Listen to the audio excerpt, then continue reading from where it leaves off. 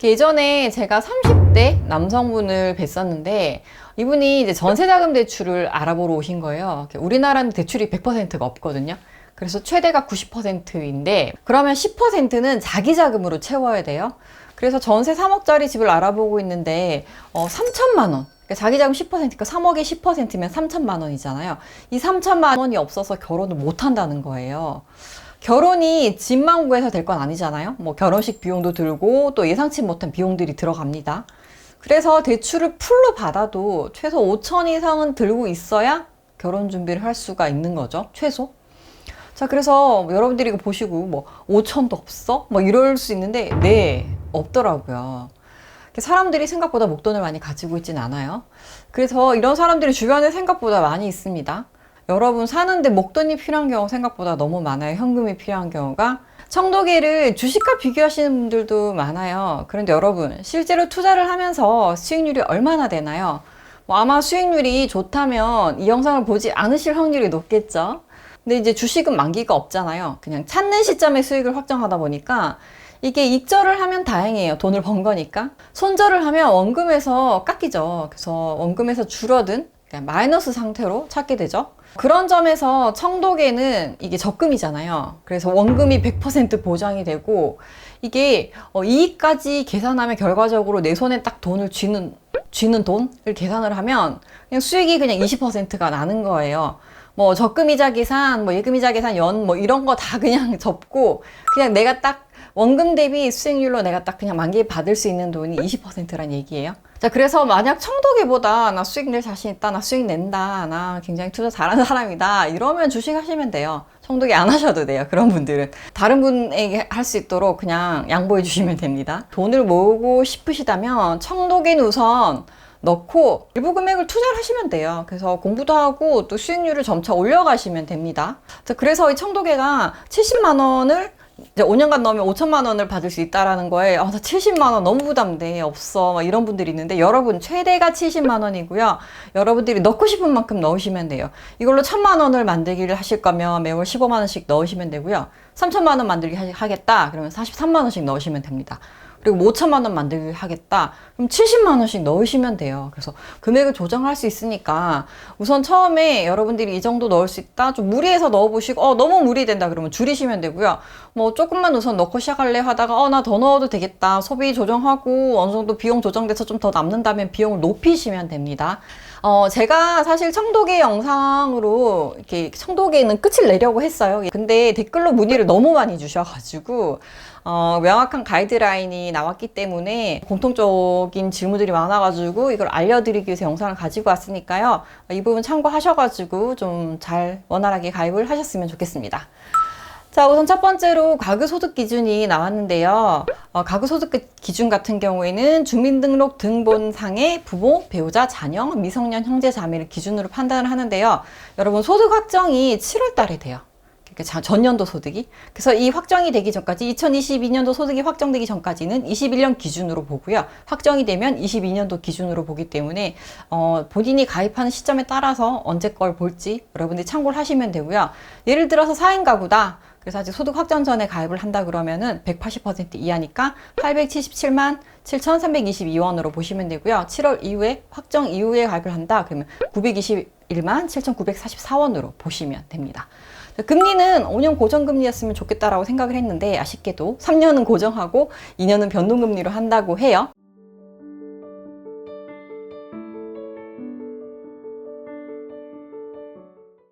자, 그리고 중도해지, 특별중도해지 사유는 제가 전 영상에서 말씀을 드렸고 여러분들이 인포 영상을 좀 보시면 될 것 같고요. 그리고 특별중도해지 사유가 아닌 경우에는 혜택을 받을 수 없습니다. 그리고 뭐 내일저축계좌, 채용공제 이런 건 가입을 하고 다음 기회를 주지 않아요. 한번 가입하면 이제 특별한 사유가 아닌 이상은 다시 가입을 할 수가 없는데 청년도약계좌 같은 경우에는 재가입이 돼요. 해지하고 2개월이 지난 다음에.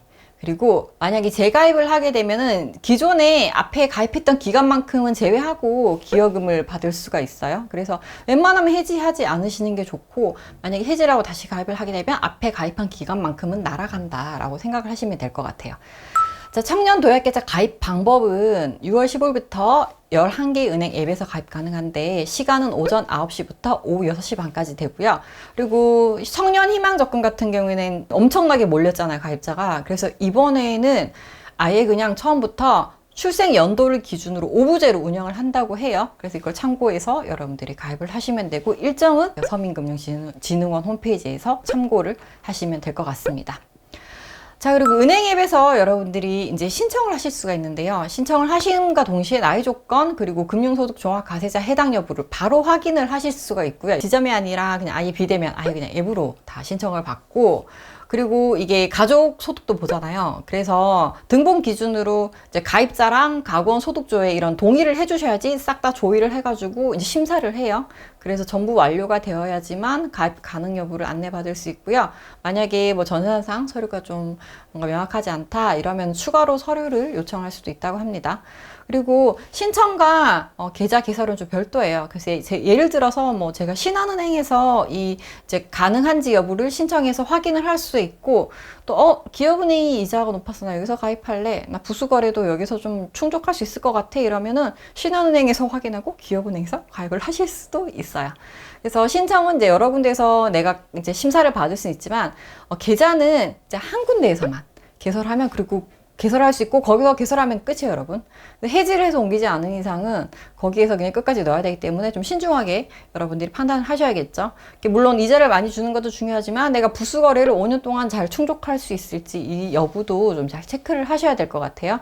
그리고 1인 1계좌라는 점, 여러 은행에서 뭐 여기 20, 여기 30 이렇게 개설 안 되고 무조건 한 은행에서 한 계좌만 개설이 되니까 이것도 참고를 하셔가지고 가입을 하셔야 될 것 같아요.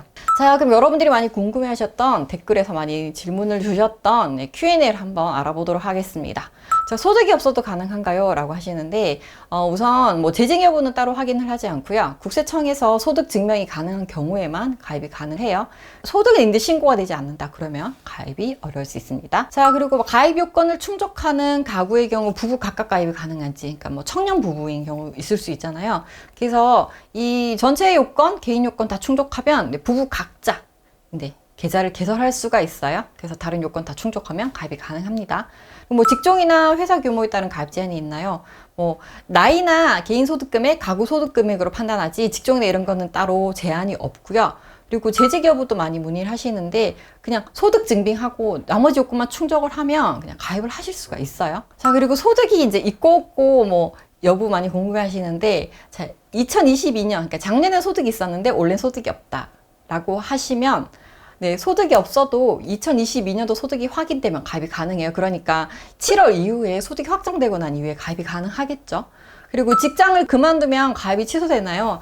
아니요. 가입하고 난 뒤에는 그냥 만기까지 넣으실 수 있어요. 그러니까 가입하는 시점에 이제 요건을 충족하냐 안 충족하냐 이게 중요한 거지, 가입하고 난 이후에는 뭐 회사를 그만둬도 상관이 없습니다. 자, 그리고 2021년도에 소득이 없고 22년도부터 소득이 발생하는데 가입 대상이 아니라고. 자, 소득이 확정되기 이전인 7월 이전에는 이제 전전년도, 그러니까 21년도 소득을 보기 때문에 소득이 없다고 나와서 대상이 아니라고 나오는데요. 22년도에 소득이 있다면 7월 이후에 가입을 하시면 대상이라고 뜰 거예요. 그래서 그때 가입을 하시면 됩니다. 자, 가입 후 소득이 증가하면 가입이 취소되나요? 네, 가입 자격에는 영향을 주지 않고요. 가입 시점의 자격이 중요하고, 소득은 이제 기여금, 정부 지원금 받는 거, 이제 그거를 측정하기 위해서 해마다 자격 심사를 하니까 그 외에는 특별한 제한은 없습니다. 자, 그리고 정부 기여금에도 이자가 붙나요? 이거 굉장히 중요한 포인트죠. 자, 내가 내는 돈, 본인 납입금, 기본금리랑 우대금리 다 적용받을 수 있고요. 그리고 기여금은 기본금리를 적용하고, 그리고 비과세도 적용 가능해요. 우대금리는 안 되고 그냥 기본금리랑 비과세 적용한다고 합니다. 자, 그리고 외국인 청년도 가입 가능한가요? 네, 외국인도 가입 가능해요. 하지만 이제 우리나라 국민이 아니라 외국인이죠. 그래서 정부 기여금 없이 이자 소득에 대한 비과세만 적용을 한다고 합니다. 자, 그리고 병역 이행 기간으로 나이 커트라인에 걸리시는 분들 있죠. 자, 이런 분들 같은 경우에는 이제 병무청이랑 전산이 연계가 되어 있어서 확인이 가능하고요. 병역 이행 기간만큼 차감을 하고 요건이 되면 비대면으로 가입을 하실 수가 있습니다. 그리고 군인인데 가입 가능한가요? 라고 하는데, 군인도 월급이 있지 않나요? 그래서 소득이 전산이 잡히면 아마 가입이 가능할 걸로 예상이 됩니다. 이거 해보신 분, 네, 댓글로 좀 알려주세요. 공유할 수 있게. 자, 그리고 가장 중요한 질문인 것 같아요. 이게 청년희망적금 이제 만기가 되고 난 뒤에 가입을 할 수 있도록 조치를 한다고 했는데 그 전에 예산이 다 소진되면 어떡해요? 이런 걱정을 굉장히 많이 하시는데, 자, 예상 가입자는 얼마나 될 것으로 예상하고 있냐? 이 부분에 대해서는 예산은 300만 명까지 받을 수 있도록 받아놨다라고 해요. 내부 시뮬레이션을 했대요. 그래서 300만 명은 넘어가지 않을 것 같다. 예산이 부족하지 않을 것 같다라고 예상을 하는데, 뭐 예상은 예상일 뿐이죠. 근데 이 300만 명이라는 수치를 곰곰이 생각을 해보면 이 청년희망적금이 250만 명이 가입을 했어요. 그리고 그 중에 50만 명 해지를 했으니까 200만 명이 남았겠죠. 그리고 거기에 가입하지 못한 100만 명까지 해가지고 한 300만 명 정도로 계산을 했을까 생각이 들어요. 그리고 뭐 청년희망적금도 예상치를 훨씬 웃돌긴 했는데, 이 부분은 제가 참 알려드릴 수 있으면 참 좋겠는데, 뭐 저도 예측할 수 없는 부분이죠. 이거 뚜껑을 열어봐야 하는 거고, 그냥 개인적인 의견을 좀 말씀을 드리면, 지난번에는 이제 추가 예산을 받아가지고 한 달 더 가입을 했었잖아요. 근데 이번엔 좀 추가 예산을 받기 좀 힘들지 않을까라는 생각이 들어요. 이게 뭐 예산도 통과를 해야 되는 부분도 있고, 그리고 또 한 가지 더 이제 이유가, 청도기는 은행에서 별로 반기는 상품이 아니에요. 이게 수익이 남는 상품이 아니라 오히려 이자를 더 얹어서 줘야 되는 상품이어가지고, 지금 뭐 정부에서도 이거 사회공헌으로 인정해주겠다 이러면서 은행한테 이야기를 하고 있거든요. 그래서 이 상품은 좀 정책적으로 시행을 하는 거여가지고 이제 지원이 많이 들어가는 거죠. 뭐 예산으로도 지원이 들어가고 은행 측에서도 어느 정도 이자를 제공해야 되는 그런 부분이 있기 때문에 그래서 추가로 가입은 좀 힘들 수도 있지 않을까? 뭐 그러면 그냥 넉넉히 있어야 되느냐? 그건 아니죠. 여러분들 전략을 짜야죠. 전략을. 자, 저 같으면 전략을 좀 두 가지로 짜볼 것 같아요. 우선 첫 번째, 딱 오픈을 하잖아요. 그럼 이제 우선 청년희망적금을 해지하기보다 우선 가지고 있고 봐요. 우선 예산이 어떻게 소진되고 있는지, 수요가 얼마나 되는지. 그래서 예산이 만약에 빠르게 소진된 것 같다, 가입자가 생각보다 많은 것 같다, 그런데 나 이거 꼭 하고 싶어 라고 생각을 한다면 저 같은 경우 이제 청년희망적금을 해지하고 갈아탈 준비를 할 것 같아요. 이게 무조건 해지하지는 말고, 그리고 만약에 이제 이 예상했던 수준대로 이렇게 예산이 그냥 천천히 소진되어 간다, 그러면 계속 보는 거죠. 이게 소진율을 계속 체크를 하면서. 그래서 청년희망적금 만기 때까지 최대한 좀 버텨보는 거죠. 그래서 만기 후에 바로 이제 신청을 해서 좀 가입을 하는 방법, 전 이 두 가지를 고려해야 되지 않을까 싶어요. 저 같으면 그렇게 할 것 같아요. 무조건 해지하는 것보다는 두 개 다 받으면 제일 좋고, 만약에 선택을 해야 되는 상황이면 이제 갈아타려면 빨리 이제 해지하고 바로 딱 갈아탈 준비를 해야 된다. 이걸 참고를 여러분들이 하시면 좋을 것 같아요. 특별 중도 해지해줬으면 좋겠어. 청년희망적금 하는 사람들 이게 예산 때문에 못하면 안 되니까 이걸 중간에 좀 특별 중도 해지, 그러니까 청도기를 무조건 갈아타는 사람들한테만 좀 특별 중도 해지라도 좀 해주면 안 될까요? 그렇게 했으면 좋겠다. 그리고 이 청년 도약계좌 좀 만기가 길어서 중간에 해지를 많이 하지 않을까, 이 우려가 좀 많아요. 그래서 청년적금 같은 경우에도 10명 중에서 한두 명이 해지를 할 정도로 중도 해지 비율이 높아요.